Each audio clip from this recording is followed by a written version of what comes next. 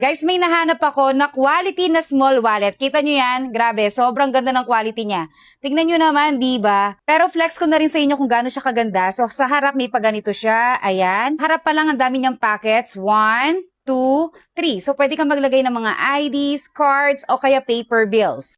Then, sa loob, ayan, pwede kang maglagay ng picture ng jusawa mo dito, mga IDs din, yung mga ganyan, card, and dito, meron rin siya. Diba? Ang ganda.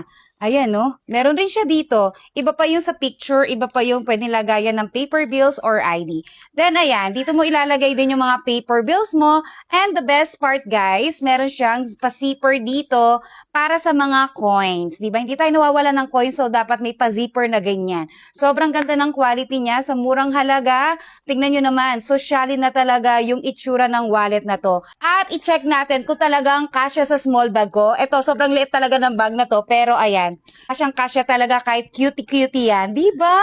Actually, madami mga available colors, pero ito yung kulay na bestseller na lagi ngang nasa sold out. Kaya kung ayaw mo maubusan nito, yan yung yellow basket, i-check out mo na.